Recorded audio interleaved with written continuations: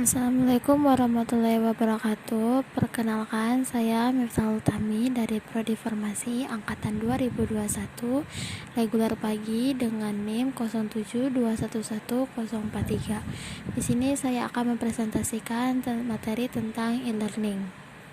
Materi yang akan saya bahas di sini itu pengertian dari e-learning, tipe e-learning, fungsi dan manfaat dari e-learning, kelebihan dan kekurangan dari e-learning.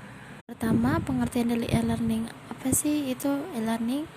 E-learning adalah pembelajaran formal maupun non-formal yang dilakukan dengan memanfaatkan teknologi sehingga pelajar dan pengajar melakukan proses belajar mengajar menggunakan media elektronik. Umumnya, e-learning dilakukan melalui perantara internet berbasis web. Semua materi, kuis, dan bahan ajar bisa diakses pada web tersebut. Materi yang ada bisa berupa teks yang diformat menjadi bentuk PDF, bentuk suara, dan ada juga yang berbentuk streaming YouTube. Yang kedua itu tipe dan macam-macam dari e-learning.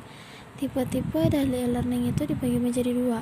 Yang pertama, electronic based e-learning adalah pembelajaran yang memanfaatkan teknologi informasi dan komunikasi terutama yang berupa elektronik, yaitu internet, komputer, video, kaset, OHP, proyektor, dan lain-lain.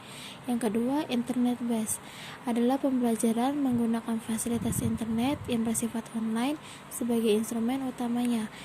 Lalu ada macam-macam dari e-learning. Yang pertama, pembelajaran mandiri, artinya belajar mandiri menggunakan sebuah platform e-learning tanpa interaksi dengan instruktur atau teman sekelas. Yang kedua, pembelajaran kelas virtual, artinya kelas online terstruktur dengan karakter seperti kelas tatap muka. Yang ketiga, game dan simulasi pembelajaran. Bentuk ini memungkinkan siswa untuk belajar dengan melakukan aktivitas simulasi yang membutuhkan eksplorasi dan mengarah pada penemuan. Fungsi dan manfaat learning. Fungsinya itu ada 3. Yang pertama, suplemen.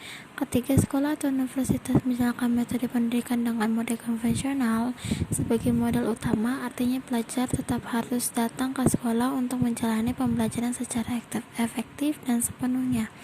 Yang kedua, komplement.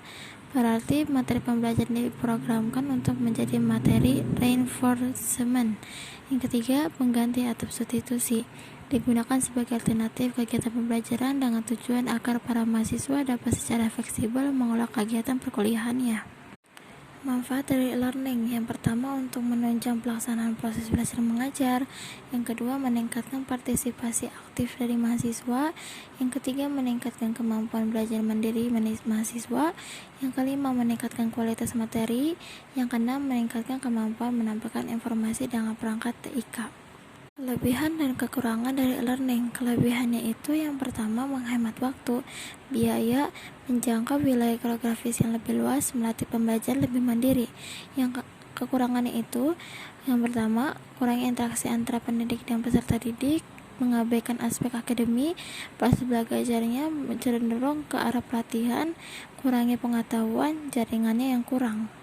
Sekian presentasi dari saya. Apabila terjadi salah kata, mohon dimaafkan. Assalamualaikum warahmatullahi wabarakatuh.